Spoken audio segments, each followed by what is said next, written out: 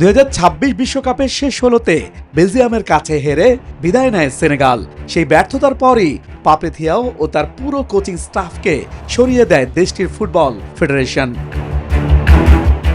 Senegal football federation জানিয়েছে দেশটির football টিমের কোচের দায়িত্ব পেয়েছেন প্যাট্রিক ভিয়েরা। তবে 50 বছর বয়সী ভিয়েরার সঙ্গে চুক্তির মেয়াদ প্রকাশ করা হয়নি।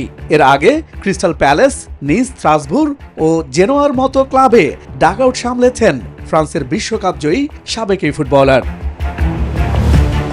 প্যাট্রিক ভিয়েরার জন্ম সেনেগালে, তবে 8 বছর বয়সে পরিবারের সঙ্গে ফ্রান্সে পাড়ি জমান তিনি। 1998 সালে ফ্রান্সের হয়ে বিশ্বকাপ জেতা সেই ভিয়েরা এবার আফ্রিকান ফুটবলের মঞ্চে নিজের কোচিং অধ্যায়ের নতুন একটি অধ্যায় খুলতে যাচ্ছেন।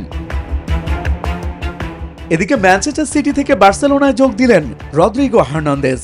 স্পেনের অধিনায়কের সাথে 2030 সাল পর্যন্ত চুক্তি করেছে কাতালান ক্লাবটি। রদ্রির নেতৃত্বে গেল মাসে দ্বিতীয়বারের মতো বিশ্বকাপ জিতে স্পেন।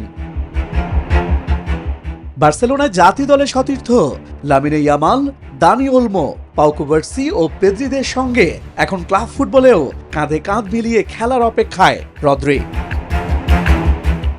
2014 সালের ব্যালন ডিওর জয়ী এই তারকা 2019-20 মৌসুম থেকে পেপ গার্দিওলার অধীনে ম্যানচেস্টার সিটিতে খেলেছিলেন। সিটিজেনদের হয়ে চ্যাম্পিয়ন্স লিগ, 4টি প্রিমিয়ার লিগ এবং ক্লাব বিশ্বকাপ সহ নানা শিরোপা জেতেন রদ্রিগো হার্নান্দেজ। এদিকে মরক্কান তরুণীকে বিয়ের খবরের পর এবার নতুন আলোচনায় ফুটবল কিংবদন্তি রবার্তো কার্লোস। ব্রাজিলের বিশ্বকাপ জয়ী সাবেক এই তারকা ইসলাম ধর্ম গ্রহণ করেছেন বলে খবর ছড়িয়েছে। তবে বিষয়টি নিয়ে গুঞ্জন জোরদার হলেও কার্লোসের পক্ষ থেকে এখনো কোনো আনুষ্ঠানিক বার্তা পাওয়া যায়নি। যুক্তরাষ্ট্রের 1 নম্বর জিম চেইন গোল্ড জিম এখন আবারও বাংলাদেশে। বসুন্ধরা আবাসিক এলাকা ও বসুন্ধরা সিটি শপিং মলে।